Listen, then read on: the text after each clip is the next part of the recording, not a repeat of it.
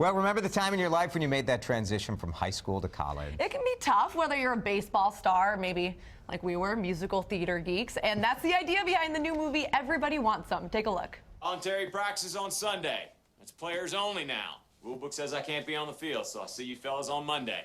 Yep. All right, Mac, you got something? Yeah, hey, new guys, listen up. Just so you know, voluntary means mandatory, okay? Everybody's got to be there. If you're not there, then you probably don't care about beating Arizona, and if you're not serious about that, then you might as well go home. Oh, yeah, we're taking it this year, fellas. On the way. Everybody Wants Some. It's written and directed by Richard Linklater, and the film shows the antics of the old and new members of a baseball team at Southeast Texas State in 1980. It was during their first weekend of the new college year, so before classes got started. It's being called kind of a spiritual sequel to Linklater's cult hit Dazed and Confused.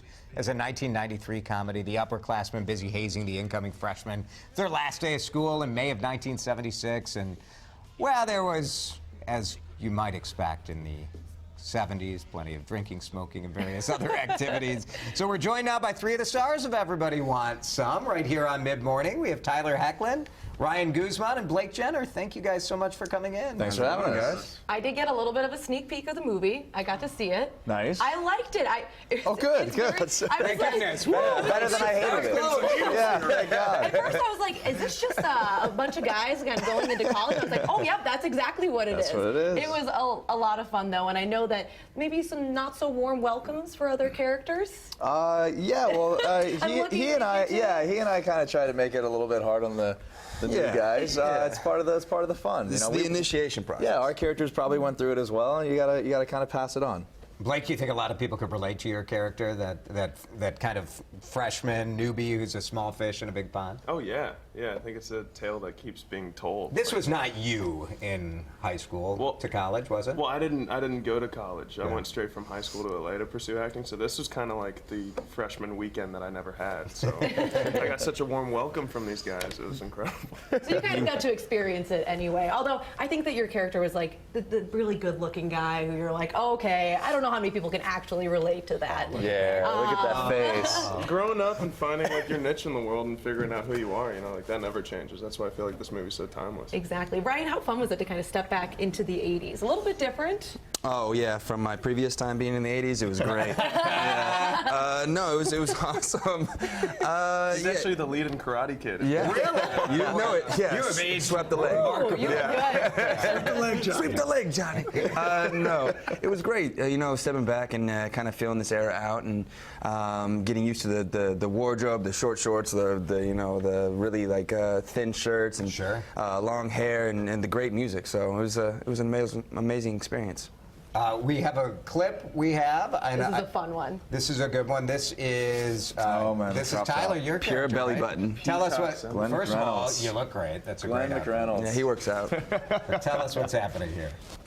So that's Nesbitt right there, played amazingly by Austin Emilio, and he and I kind of, in the rehearsal process, decided he and I have a pretty big rivalry, him being a lefty pitcher and me being a lefty hitter. So this is a wager that we have, that I can split a ball in half with an axe. Did you actually do this? I swung an axe. He did. The ball ended up in two pieces. However you want to connect those two dots, it's completely up to you. I'm not saying one way or the other. You actually did spin the I swung the axe and the ball went, it got cut in two. That's it. The costume. Now, I was a child of the 80s. Okay. So a lot of this is very familiar to me. Did you wear some of these outfits? Did you rock the shirt? Yeah, you did. You rocked a pair. Did you have that mesh jersey? You had like the half. There was the never a mid-strip? mesh shirt. I don't think there was ever a mesh shirt. There may have been one a little But more definitely the shorts and like the tube socks. tube socks, yeah. Were you more disco, punk rock, country? What were you? Like dork, I think would be about it for me. Yeah, I mean this was definitely my wardrobe as like a 12-year-old in the 80s for sure. I mean, this has just got to be campy fun for you guys. Oh, you know? just a blast. Yeah, that's what it felt like. It felt like, you know, what, 6 weeks, 8 weeks at camp for a bunch of 20-something-year-olds just having a blast. There's a great soundtrack that goes along with it. Do you know about that when you're in the filming process? Obviously, you're rapping in the car, but do you get to kind of experience that later when you watch the film? We got these little iPod Nanos full of music that Rick gave us in the beginning. Really? So we listen to those tracks, I don't know, nonstop. A lot, yeah. Getting in the zone. All right. Yeah. We like to play yes. trivia on this show. Oh, God. 80s trivia? 80s trivia. Hang on, I'm going to redeem myself. I'm going to redeem myself this time. All right, here we go. What popular toy did E.T. use as part of his communicator to phone home with? I see it. I'm seeing it. I'm tasting it. Close. There was a scene. Close? Was that close in It's the seeing and tasting it? Well, speak and say is the speak and spell. There you go. God. Yeah, I would have never gotten that. All right. Okay, next one. Maybe you'll get this one. What was Jolt? It was a drink. Yes. It was an energy drink. Yeah. Very good. Jolt Cola. It was just Jolt a cola. Gave you What energy. Had a lot of caffeine. You mentioned the soundtrack. What 80s pop sensation had their Grammy revoked for allegedly lip syncing their vocals? Oh, Manila. Yeah. Very nice. Wow, that Very was fast. nice. Wow. See? We share that. Okay. No, that's all you. So, That's all you. Very good. You said it was a party for like 6 weeks. You had a lot of fun. Now you're bringing that to Mall of America? That sounds like that. Yeah, I think so. Yeah. Yeah. You are doing that. You are. We are here to tell you you will be at the Hard Rock Cafe at Mall of America tonight from 9 until 11.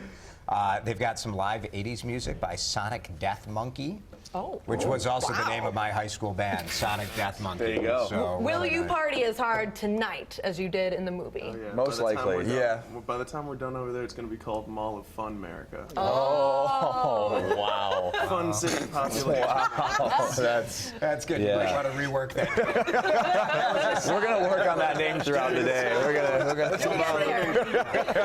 Mall of America, M-A-U-L of America. There we go. We've got 12 hours to figure We got it out. some time. Yeah. All right, the movie opens here in the Twin Cities on Friday. It's rated R. Tyler, Ryan, and Blake. Thank you, guys. Thank you for having That us. was a lot of fun.